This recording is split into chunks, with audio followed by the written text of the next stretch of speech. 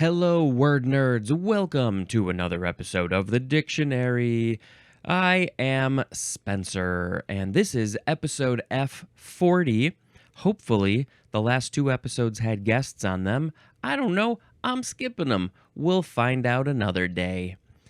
Okay, let's get into it. The first word is Father Christmas.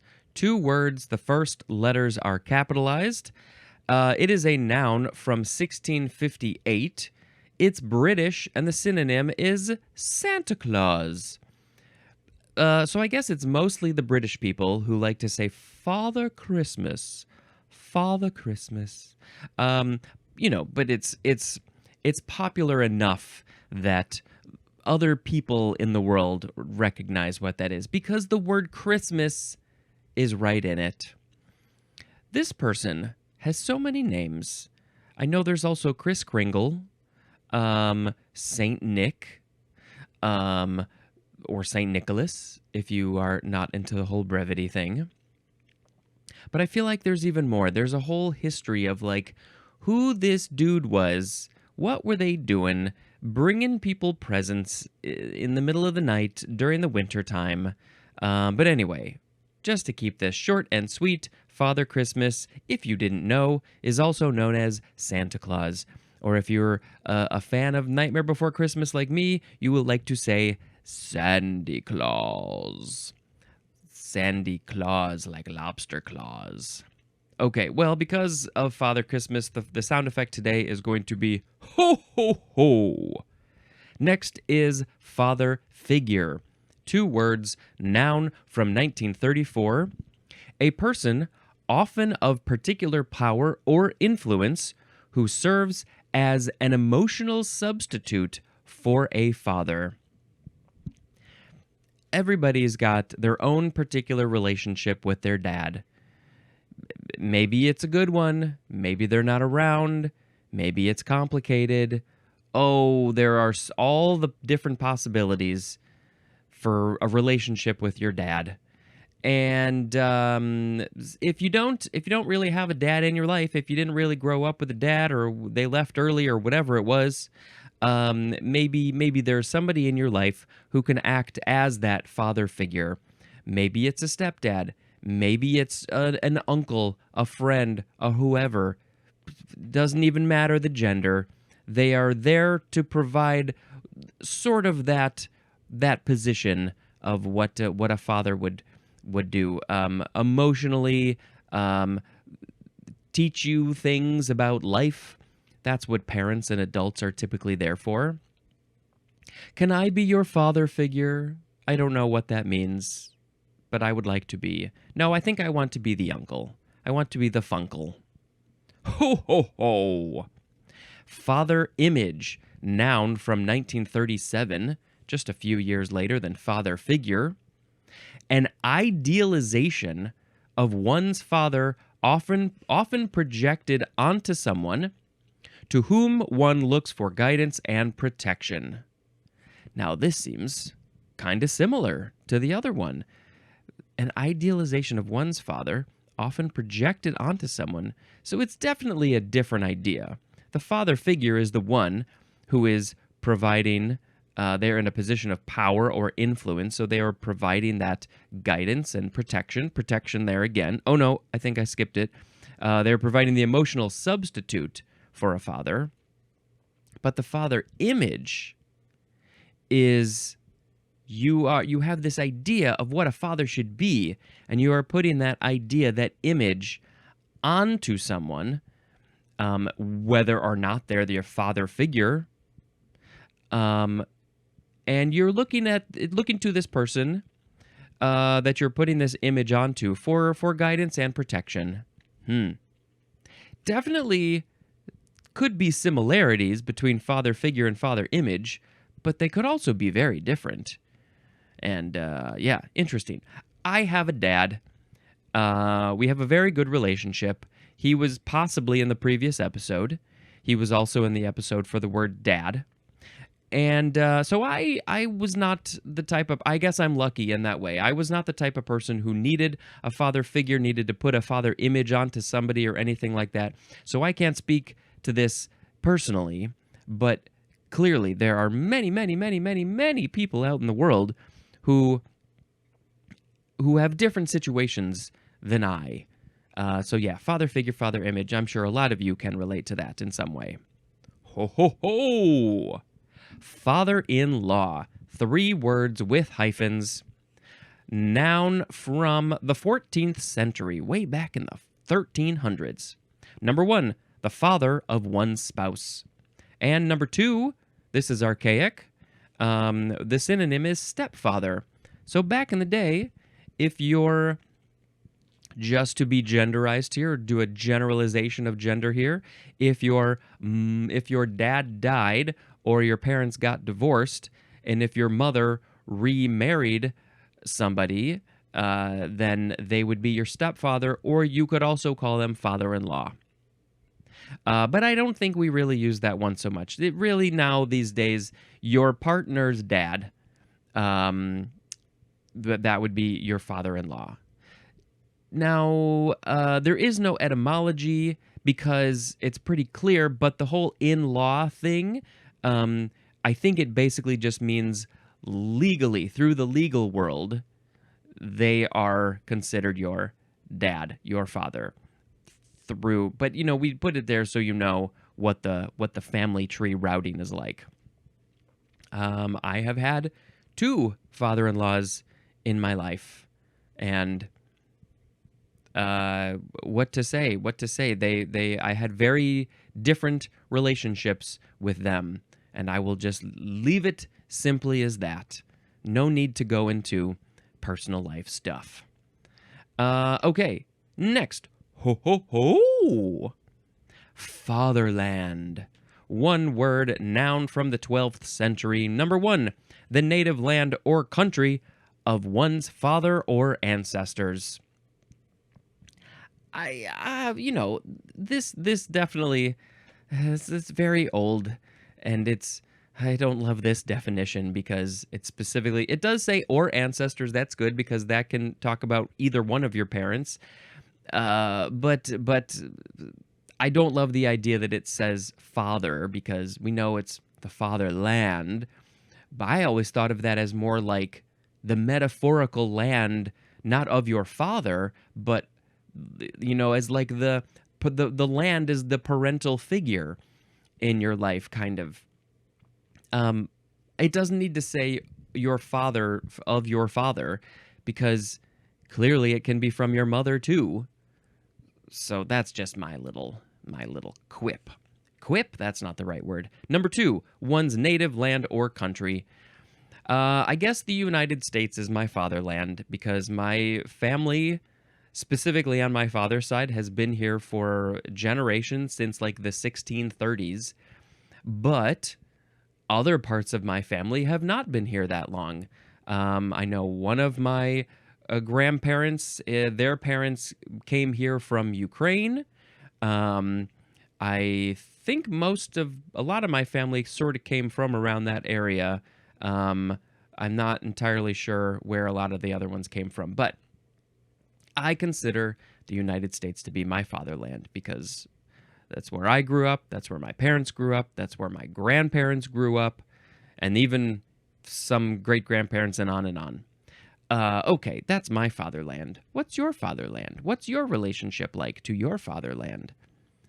Do we have motherland? I feel like that should be a term if it's not a term. Why not? Why don't we just call it the parent land? Ho, ho, ho! We gotta have fun with the sound effect. Next is fatherly. Adjective from the 15th century, number 1, of relating to or befitting a father, as in fatherly responsibilities. The fatherly responsibilities are taking care of the kid, feeding them, cleaning them, taking them to school, teaching them about the ways of the world as far as you see. You can only teach them based on your experiences, providing for them, entertaining them. Those are just a smattering of fatherly responsibilities. Number 2, resembling a father, as in affection or care, as in A fatherly old man. The old man has so much affection for you and is taking care of you, maybe. Maybe they are your father figure. Maybe you don't have your dad. Maybe your grandpa is this fatherly old man. I'm an old man, and I will be your father. Ooh, that got weird. Fatherliness is a noun. Fatherly is also an adverb. Something can be done fatherly, I guess. What would be done fatherly? Go to your room. You're being so irritating. No dinner for you. That's a fatherly statement said fatherly. I don't know. Ho ho ho. Next is Father's Day. 2 words. First letters are capitalized. There's that pesky old apostrophe S in there. Noun from 1927. The third Sunday in June, appointed for the honoring of fathers. This is, let's see, when is this airing? This is airing in November, so we got many months until Father's Day. In my town, there used to be a street fest. It was a weekend street fest near my parents' house, and it almost always fell on Father's Day weekend, and so that was just our tradition. Celebrate my dad, go to this fest, music, food, art, all this great stuff. And I think it was definitely one of my dad's favorite times because he would love to listen to the music, love to be with the family, definitely love to go get the food.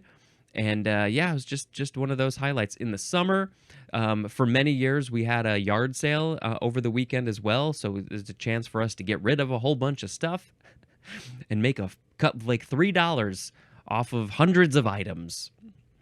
Yard sales are great. Father's Day. Anything else? 1927. It's almost been 100 years since this holiday was invented. Now, I'm very curious to know what year Mother's Day. Were they invented in the same year? That would seem fair, but I don't know if that's true.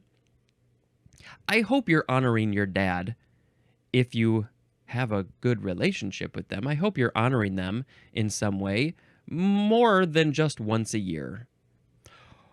Ho, ho, ho. Maybe on Father's Day, your dad is saying, ho, ho, ho. Why is your dad dressing up like Santa Claus? Father Christmas on Father's Day? That would be. Maybe you're doing Christmas in June. Father Time is next. 2 words. First letters are capitalized. Noun from 1590. Time. Personified especially as a bearded old man holding a scythe and an hourglass. I don't know why the hourglass makes sense. It's about time. The scythe. Why is Father Time holding a scythe? Father Time is not death, but, here's the big but. I think Father Time is usually talked about and represented as in, like, time keeps on ticking. Death is on the horizon when time just keeps on going. And so I think that's maybe where the scythe comes in. He's like sort of like a death figure. Father Time. Oh, Father Time's coming to get you. Oh, I feel the effects of Father Time. Getting older, getting wrinklier, getting weaker, getting all those stuff. And he's coming to get me, Father Time. He's going to take that scythe and chop off my head. Is that, well, I don't think Father Time or death need a scythe. I think that they can just be like, you're dead, and point, and you're done. No scythe needed. Let's modernize Father Time. And then I love seeing, at New Year's Eve time, there's all those cartoons of Father Time represented as this old white man with a white beard and the scythe and the hourglass, and then also the baby representing the new year. A baby in diapers, I guess. It's just a very silly image. Can we update these things, these images, these terms? I don't know. Maybe Father Time would be a fun Halloween costume, but got to do something clever with it. I don't know, change it up, pun it, something. Ho ho ho. Fathom. That's next. Fathom, the first form. Noun from before the 12th century. Number 1, a unit of length equal to 6 feet or 1.83 meters, used especially for measuring the depth of water. And this is sometimes used in the singular when qualified by a number, as in 5 fathom deep. So when you're putting it with a number, you can say it singularly, fathom, instead of fathoms. I don't know, that seems a little weird to me. I would like to say 5 fathoms deep. It makes more sense to me, but maybe the ship people, the boat people, they don't say it that way. So 5 fathom deep is, I guess a fathom is literally just 6 feet. So that's 30 feet. 5 fathoms, I did it, is 30 feet, which is 1.83 meters times 5. I can't do that math in my head. Yeah, I guess I would have thought it would have been something different, not just an even 6 feet. I don't know. I don't know why. I just assumed that. There's the movie 20,000 Leagues Under the Sea. That's a different measurement. Fathoms. Where else do we see fathoms? I feel like there's a movie with the word fathom in it or something. Maybe I should bring up this list of movies. Well, there's a movie called Fathom. Anything else? I don't know. Why is Godzilla King of the Monsters coming up when I type in the word fathom? Nah. I think that's it. Okay, so fathom is 6 feet. But also, what is it? It's number 2. Oh, the synonym is comprehension. Can you fathom what I'm saying? Can you understand the concepts that I'm putting here in the dictionary? Fathom. Do you fathom? What's your comprehension? What's your fathom? I feel like the form of the word is different than I would like it to be.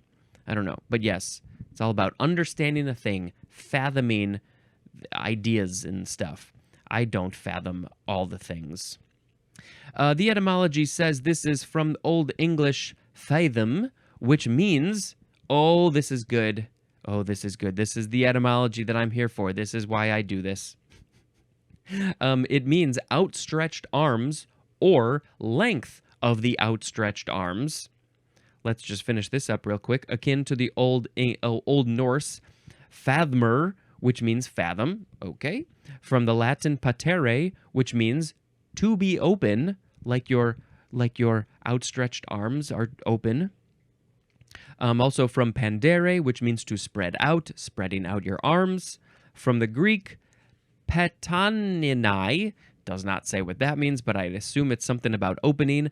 And so we can say legally, we can say factually, I guess, that they were like, well, your outstretched arms are about 6 feet, because I guess back then, should I just hold my arm out this whole time? Sure, why not? It's just one arm. 6 feet back in the 12th century seems kind of tall for the average height of a person, especially even a man. But basically, the idea is your outstretched arms are about the same distance, the same length as your height. And so if you are 6 feet tall, your outstretched arms are about 6 feet. And I think they were like, we're just going to nudge our height up a little bit. Maybe we're in the 5 feet range. We're going to say we're 6 feet. And so our outstretched arms are 6 feet, and now a fathom is 6 feet. Seems like a weird way to create a measurement in water. Are you outstretching your arms sideways in water to show the depth?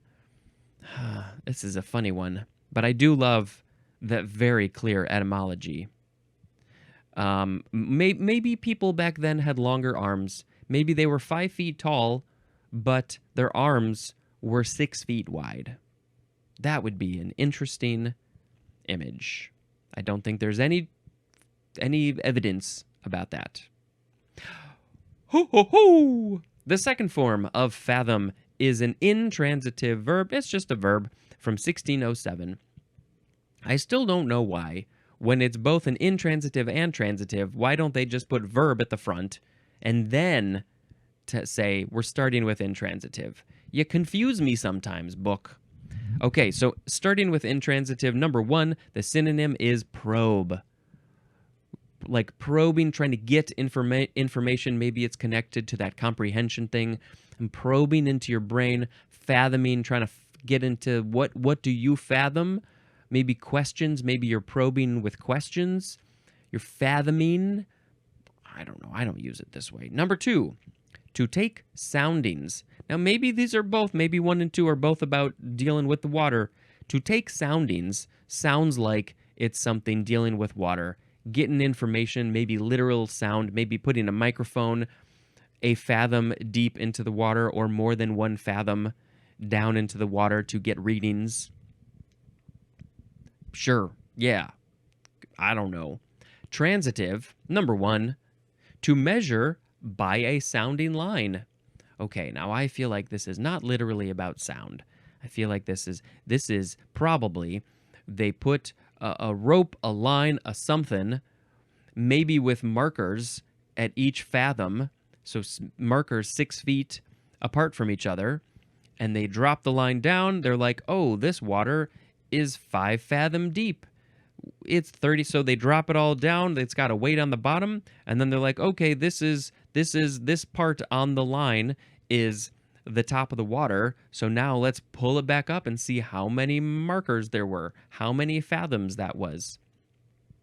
Is that a sounding line? Maybe. Why is it called a sounding line? Are you listening to things?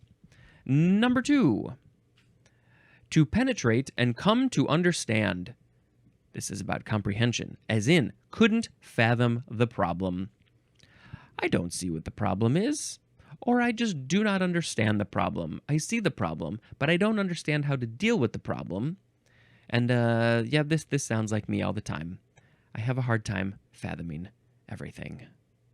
Fathomable is an adjective. The water could be fathomable. The issue, the problem, the situation could be fathomable. If it's fathomable, that means that you do understand it, I think. It's fathomable to you. And that's just a fun word to say, fathomable. Fathomable. Okay, very good. Congratulations. Ho, ho, ho. Fathometer. Fathometer with a capital F. You can also say fathometer. Yeah, that's kind of how I would want to say it, but the proper one is fathometer. This is a trademark, and it is used for a sonic depth finder. Now, in these fancy technology days, we don't need a physical line to send down to see how deep the water is. We just put a sensor, a thing on the boat, whatever it is, and it just goes, pew, it sends a signal down and then back up. Maybe it's a Doppler thing, and it's like, this water is 5 fathom deep. That's very good. Congratulations. Fathometer. Ho, ho, ho. Next is fathomless. Fathomless. There's no fathoms. Or maybe it's something different. Adjective from 1638. Incapable of being fathomed. You cannot understand this thing. The synonym is immeasurable. Oh, immeasurable. You cannot measure it? Is this water that it is so deep it is fathomless because you cannot measure it? But that doesn't make sense because it has so many fathoms. It's immeasurable. This is maybe a little bit more of a metaphorical usage to this. As in the example, fathomless powers of gravity and chemistry. That is a quote from R.W. Emerson. So, fathomless powers of gravity and chemistry. You cannot fathom, you cannot measure, you cannot comprehend these powers of gravity and chemistry. Oh, I want to know what the context was for this one. I have the power of gravity and you cannot understand how I'm so good at gravity. That's an interesting one. Fathomlessly is an adverb and fathomlessness is a noun. It feels like this was the one example where somebody put in the word fathomless and it wasn't really used a lot other than that. I don't know.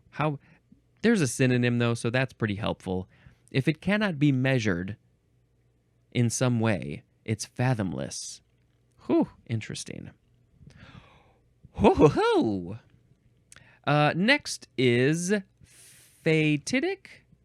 I think that is a long line fatidic, or just fatidic. F-A-T-I-D-I-C. Or fatidical. Adjective from 1607. I have never heard of this word. It is of or relating to prophecy. Oh, it's about fate. Let's read the etymology. This is from the Latin fatidicus, which is from fatum, which means fate, plus dicere or dicere, which means to say, and there's more at the word diction. Saying the fate, talking about the fate. That's when you make a prophecy, you are saying, this is what I think is going to happen. This is what I think the fate will be, the destiny. I'm making a prophecy. Can I make a prophecy right now? Relating to prophecy. My prophecy is that later today, I will eat some food. That was pretty safe. So let's see. In the previous episode, we had the word fate, and I have not talked about this yet, but I find this topic fascinating. And so maybe, and I'm hoping to get my dad on that one, so maybe we will have an interesting conversation about fate. And so, yes, relating to specifically prophecy, not necessarily the fate itself, but the action of the telling of what the fate will be, that is fatidic. Or because it's fate. Fatidic. Next is fatigable. Fatigable? Also fatigable. This is an adjective from 1556. Susceptible to fatigue. And fatigability or fatigability, that is a noun. One of those very fun, so many syllable words to say. Fatigability. Okay, well, hey, let's talk about fatigue. Woo-ho-ho! Fatigue. First form, noun from 1669, and I should spell it because it has a little bit of a weird spelling. F-A-T-I-G-U-E. Number 1A, the synonym is labor. I think of labor as in work. And maybe when you're working a lot, laboring a lot, you get fatigued. Number 1B, manual or menial work performed by military personnel.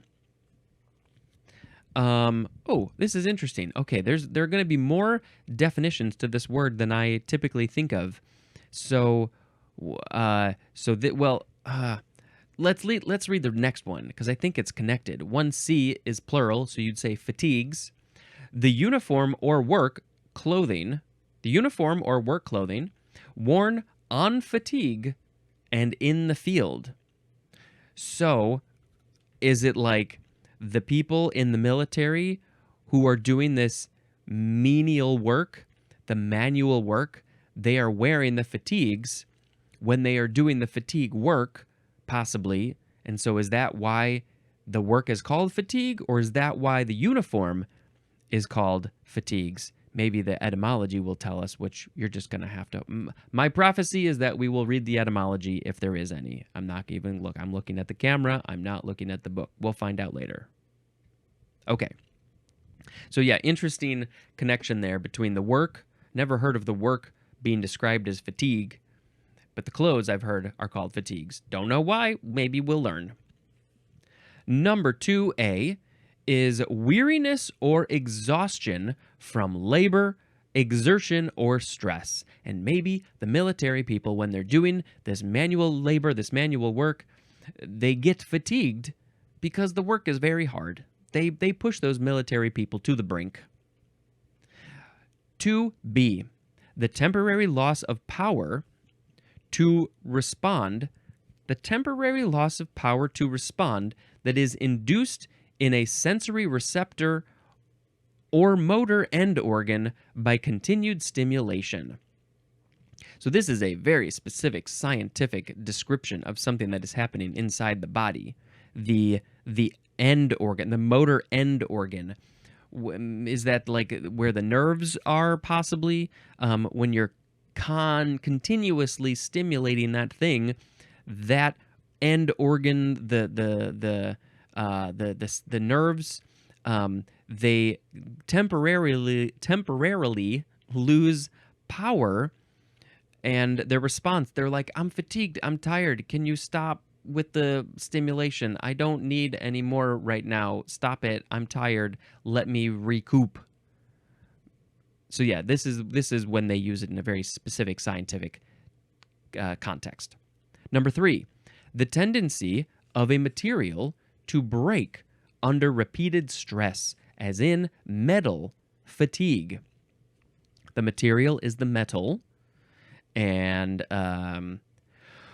when you are stressing it over and over again, maybe if you take a spoon and you bend it back and forth and bend it back and forth and back and forth and back and forth, and then eventually the metal is going to get very tired and fatigued, and it will break right there where you're bending it.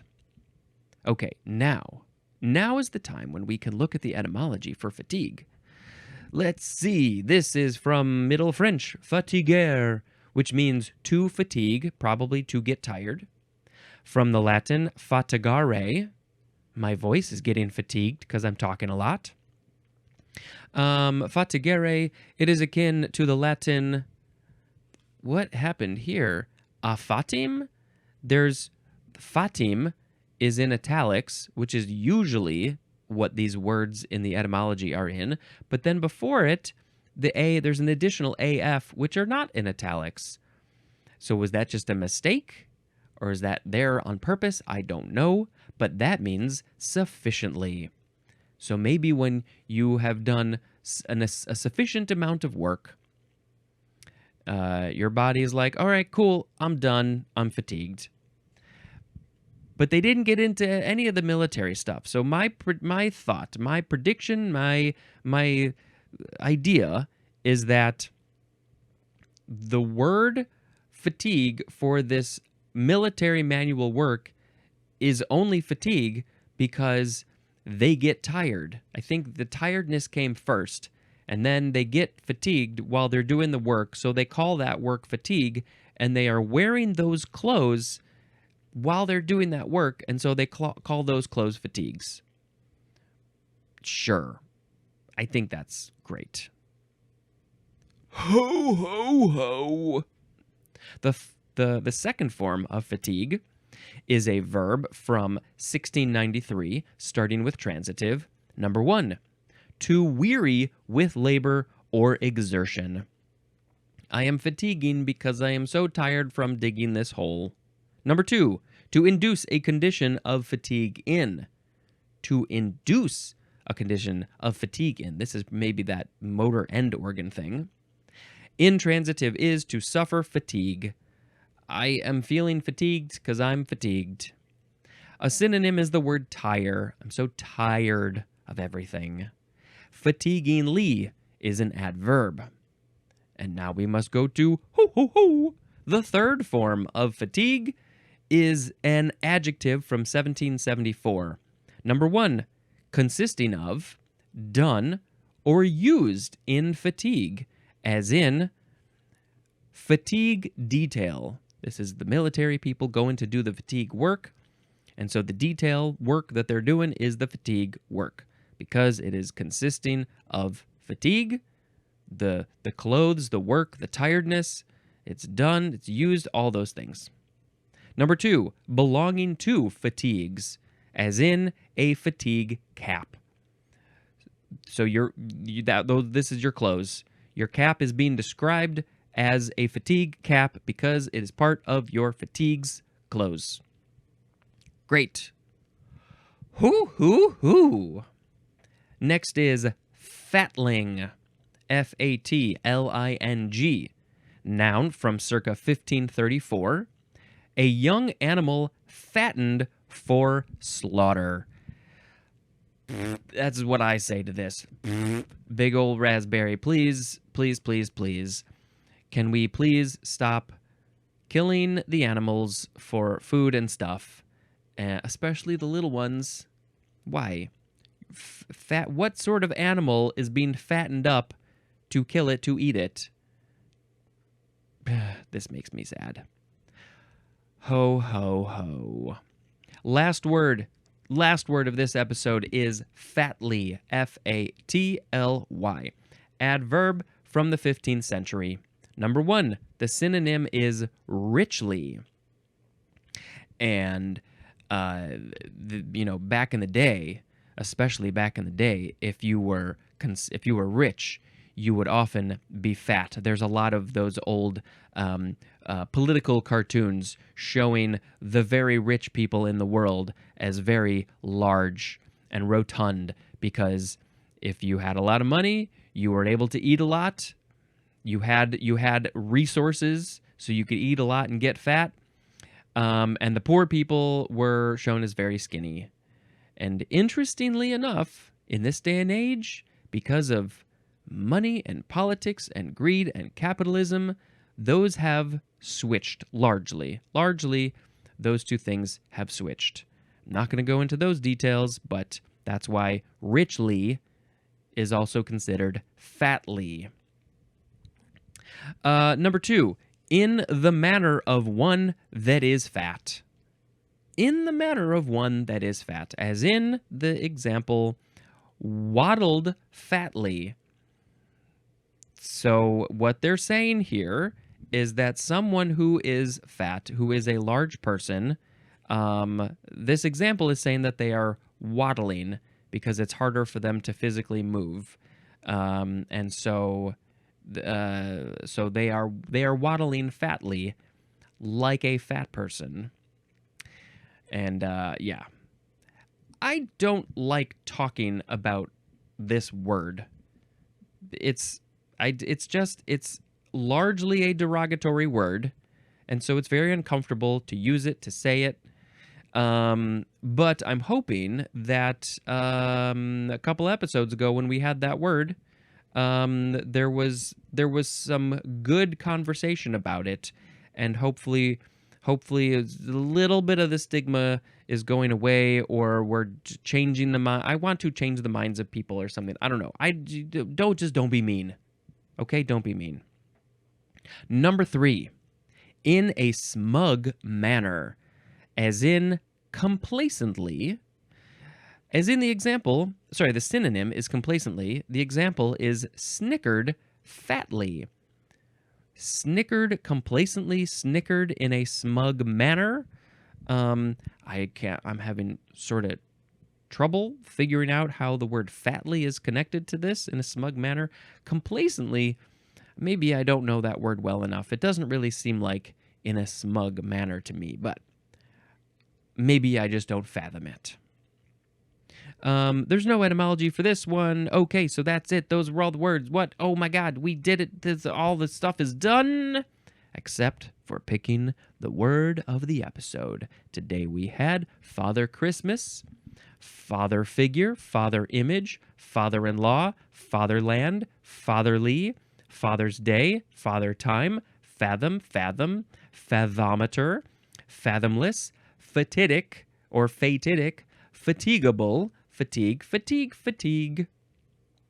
fatling, and fatly.